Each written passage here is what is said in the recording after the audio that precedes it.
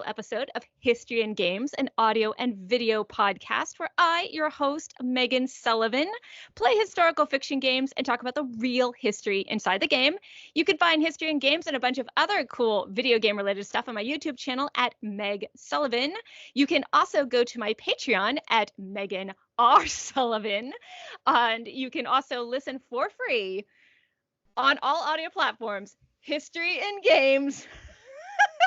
So for those who are listening and do not know what's going on, my very special guest is getting very close to the camera right now. Now, this is Austin Creed, aka Xavier Woods, a man who needs no introduction, but I'm going to let him introduce himself anyway. Austin, tell the people who you are. My name is Xavier Woods. Well, I play the character Xavier Woods in WWE. But then we go with the AKA Austin Creed, the host of the greatest YouTube channel of all time, Up, Up, Down, Down. Subscribe if you have yet to subscribe already. Also, make sure you check me out every Monday on the New Day podcast. Wherever you listen to your podcast, just type in The New Day and click on the pink picture with the 3 black guys' faces on it. It's fantastic. Even if you can't stand it, subscribing is an automatic download. You can delete it Monday night, Tuesday morning, and never listen to it. And still helps me out. Thanks. Very good. Fantastic introduction. So we've known each other for a while because a few years ago you came on to IGN Anime Club, and I know you as a wrestler. I know you love anime. You're a big anime fan, so that's a big thumbs up in my book. We all know Up, Up, Down, Down, so you're obviously a huge video game fan. However, something I only recently found out about a year ago is you love Greek mythology, and I love Greek mythology, and I've been waiting for an opportunity to talk to you about video games and Greek mythology, and finally my show History and Games actually gives me an excuse to talk to you about 2 amazing things. And the first thing I'd ask you is, how and when did you get into Greek mythology?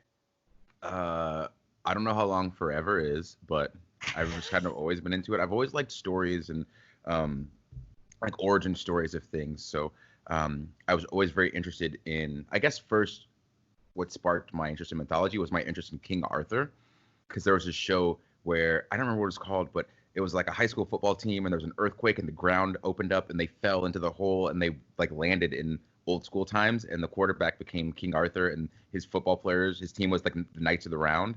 And it was like the greatest thing I'd ever seen in my life. And so that got me reading tons of stuff about King Arthur. Like, I'm so obsessed with that kind of like camaraderie. And obviously they had their issues and their internal struggles as a group, but that overall existence of camaraderie was so awesome. And then like the fact that it's like something that happened in the past, it's a historical thing. And so that kind of led me on this path of like, what other stories are like super interesting that have these crazy long story arcs and all of these crazy characters.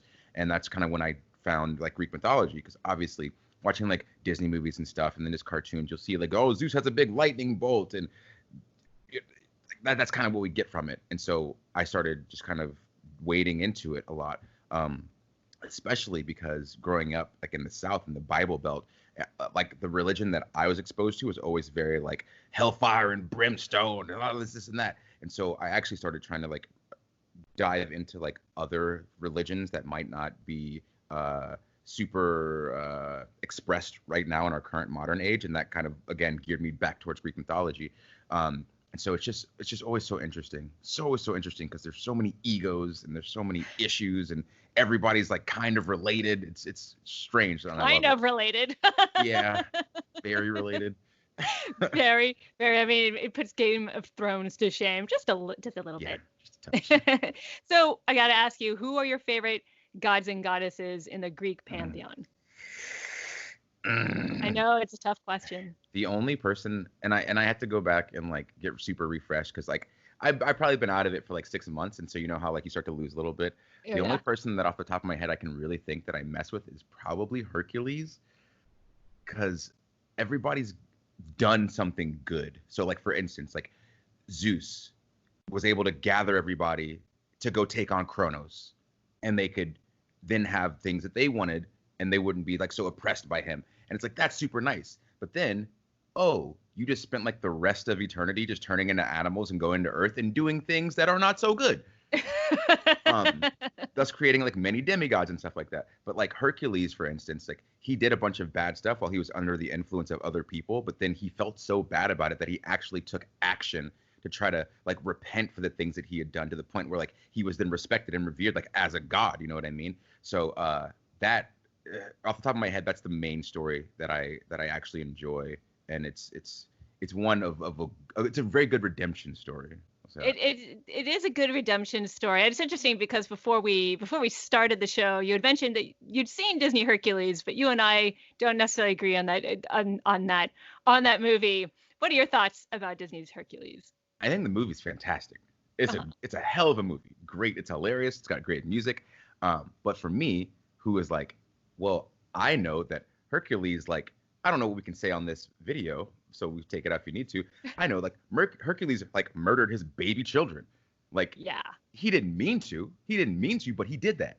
And so I'm thinking a guy who has gone through that and has gone through so much pain, he's not the kind of person who's going to come up ultra charismatic. Hey, what's going on, Meg? I'm super strong. Look at me. No, he's like the most humble giant on the face of the planet because he just wants people to understand that he's feeling nothing but sorrow like his entire life.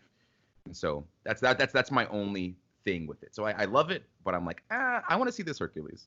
Okay, you want to see something closer. What about the 90s show with Kevin and Sorbo? I loved it. I thought it was fantastic. But then again, I'm like, I want to see this Hercules story told. This is the one that we hear about.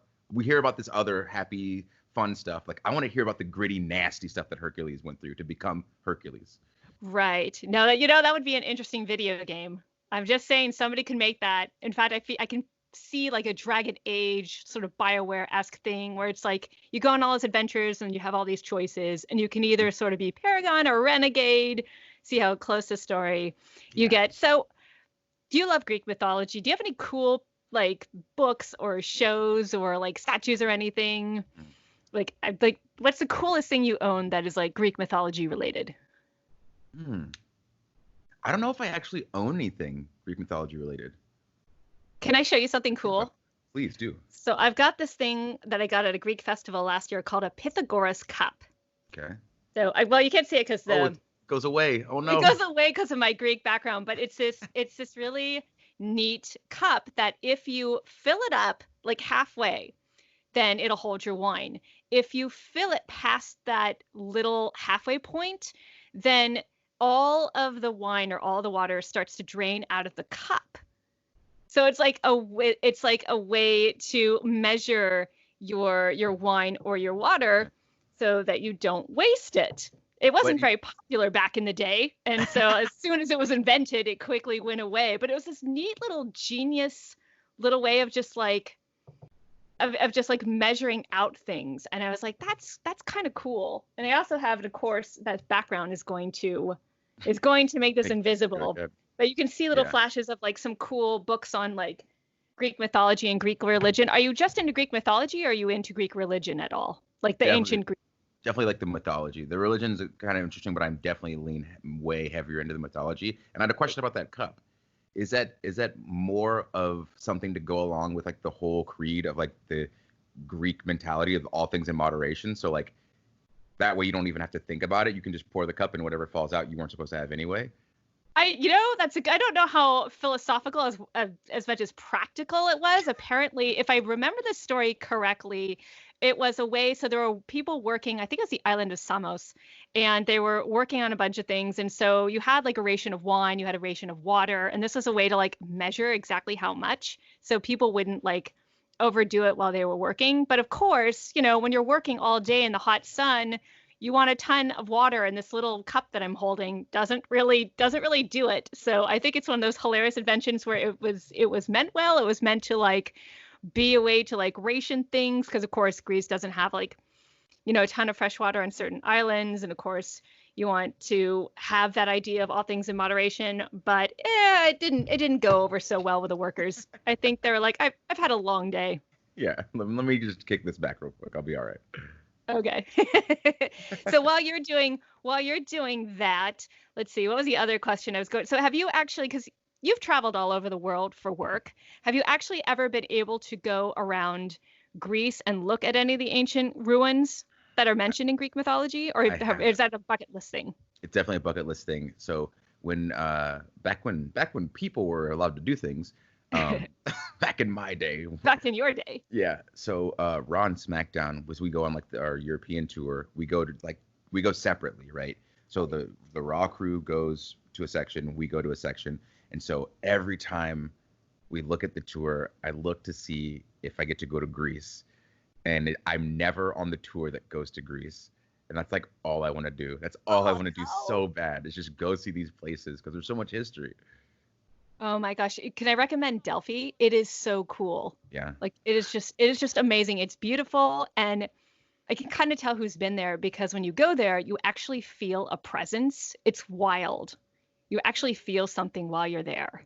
That's insane. So highly recommend that. Now, we're here because not only do we both love Greek mythology, we both love video games. Now, I have to ask you all about the cool video games that take place in sort of Greek mythological or historical times. And just to refresh our audience, there's a ton of those. There's like God of War, there's Kid Icarus, Assassin's Creed Odyssey has some of it. Persona 3 actually has some of it. There's like older games. Like, do you remember a game called Battle of Olympus? Vaguely. It's this like platforming adventure game. And it's kind of vague in my mind too, but it was a really hard game if I remember correctly, but it was actually pretty fun.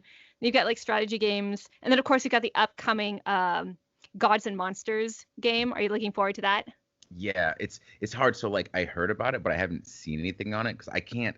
If I'm looking at the games that are coming next, I don't focus on what I've got to play now, and I'm just always in want mode. And so in order to stay away from that, because I know my personality, I'm like I still haven't finished Last of Us 2. But you're getting there. Yes, I've like got like 4 or 5 hours left, and then I got to jump to Ghost. So like, there's so many things that like, I got like blinders on. No, I understand. You have to focus on one game at a time. But what's your favorite game in sort of the pantheon of video games that take place in Greek mythology?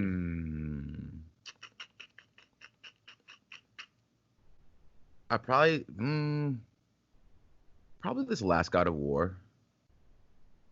Okay, the new one, the 2018 one? Yeah. Okay. Well, I can sort of see its connection because it carries over part of Kratos' story. Would you say just God of War in general? Yeah, that series definitely. For me, that's the one that I've played that I've felt the most attachment to Greek mythology. Okay, so like what's your favorite God of War game? Is it the 2018 game or in the original series? And you can include the PSP games. Yeah, definitely the latest one. The latest one. Yeah. I actually liked that it took Kratos in a different direction. Mm-hmm. So that was good. Did you ever play Kid Icarus Uprising? Yeah, but it's been so long. It's been so long. But I know we used to play it.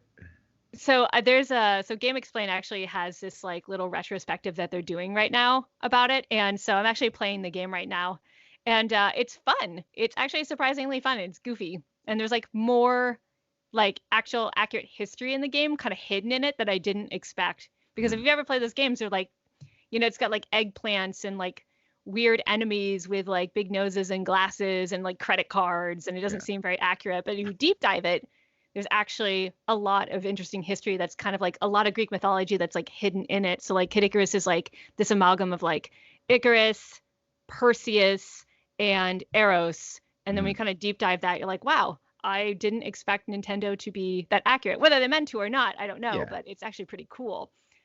Now that's what I want. I want a game where we get the more, and obviously, and like people listening, I assume that they're all into Greek mythology. Most of them probably know way more about it than I do. But the fact that like we have a story, but obviously those stories are all told by word of mouth. So like there's all these different versions of the story, but within them, there's these incredible story arcs that I feel like I want to see those actually played out in video games. Like I want to see Perseus's whole journey of going through and trying to like get to the point where he can fight Medusa and then get the head. And then as he's traveling back home, I'm going to stop and make sure that this princess gets saved. So I'm going to beat this monster. Then she's going to become my wife. Then she's going to go with me back home. I'll show the Medusa head that I got it and nobody thought that I could. And now everybody gets turned to stone and now I'm in charge again. Like I want to see that go down. But the thing that I think is really interesting about Greek mythology is the fact that like within that story, there's 19 other stories. So when we take like Athena, who is the one who like created Medusa, she then helps Perseus destroy her. And it's like, wait, you did this to make her safe because of what happened with her in Hades. Like there's so much stuff. And I want the longest game ever. You want it to be everything.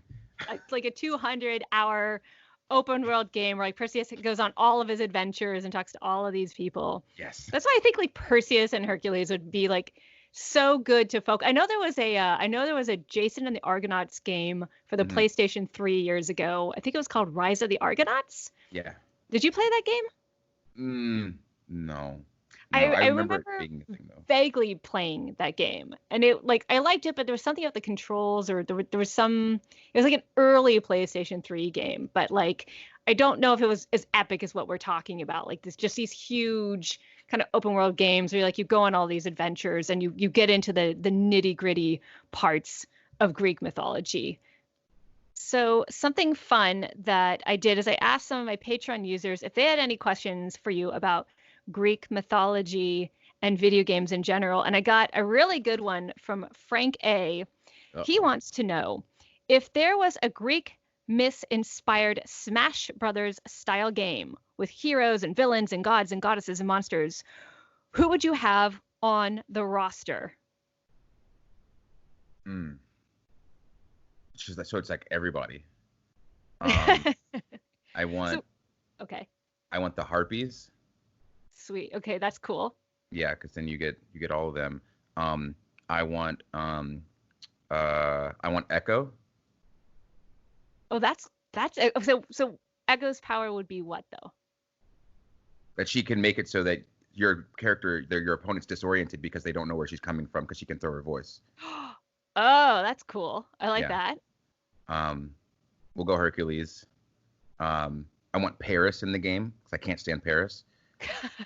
Um, You just uh, want to beat him up. yeah, yeah. And then Hera, Athena, Zeus, Hades, obviously like all the heavy hitters. And then I want Kronos to be the last boss. Oh, that makes sense. That Yeah, definitely makes sense. yeah, All right, that's a good answer. I would definitely have like sort of like a mix of like Titans and underworld gods and like Olympian gods, because then you get all yeah, the different kinds of diverse gameplay yeah. mechanics Like in there. what's Persephone's mom's name? Demeter. Demeter. Yeah, yeah. So I want her because then when she puts her powers out, everybody's slipping around because it's ice. She's like, ah, no more crops. It's winter.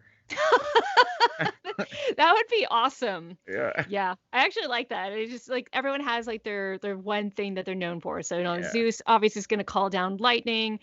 Hermes would be like really fast. Hades could be invisible because of his helmet. Oh, like, there's a lot to work with. Yeah. I like that. Okay, Mick M asks, there's all sorts of huge, oversized monsters in Greek mythology. Which are your favorites? Like just regular giants, cyclops, titans? Which of those like huge kind of over the top monsters is like the most impressive to you? Yeah. We'll go Cyclops then. Cyclops. Yeah. Yeah. Because for some reason in my brain I was like, well, if we're going monster, people would say and treat Hephaestus like a monster, but he could like make so much cool stuff. But then he kind of sucked too. Everybody kind of sucked. Yeah, everyone had like I love that the gods have like a very godly side, but they also have a very human sort of flawed side Yeah. as well. So That's what's so they're like a reflection of people. yeah, that's what's interesting about it to me because again, so when I'm studying religions, this whole idea of like, man is made in the image of God. And then I was like, well, okay, in Greek mythology, that sounds very correct to me because there are tons of humans that if they had these powers, these are the terrible things that they would do because there's some humans that are just like that. And so there are humans with like these crazy egos. And so someone says, oh, I'm the best at this. And then a god goes, well, I'm a god, so I'm better than you. And then they mess him up and do something bad to him. I feel like it's a very, very clear parallel between humanity and gods throughout the Greek god universe. Anything else you want to promote while you're here? I'm gonna start wrapping things up a bit, but you have so many projects that you work on, up, down, down. Anything exciting or interesting? Not anything else. Like I said, the YouTube channel Up Up Down Down. Go subscribe to that. New Day podcast every Monday. Go subscribe to that. I'm on Twitch.tv/Austin Creed. So go sub to me on that. Then follow me on socials at Xavier Woods PhD. That's Instagram and Twitter. Like I said, and Twitter. And also, if you talk to me on the internet, please make sure to use the hashtag Creed4G4 because I'm trying to get a hosting gig at G4. Thanks. Yes, I did that. I did that as well because I think you'd be an awesome host for G4. It just seems like a very natural fit. Thank you. I appreciate it. I hope so. We'll see. Yes. And you can find me also on Twitter at MEGHAN_IGN. And you can find me on YouTube at Meg Sullivan. And you can also find my audio version of my podcast, History N apostrophe Games, on all audio platforms, including Stitcher and iTunes, all that good stuff. And of course, please, if you can, support me on Patreon at Meghan, Meghanr Sullivan. Austin, thank you so much for coming on and talking about Greek mythology with me. Of course. Thank you for having me. It's great. All right. All right. So I will wrap this recording up and I will see and talk to my audience later.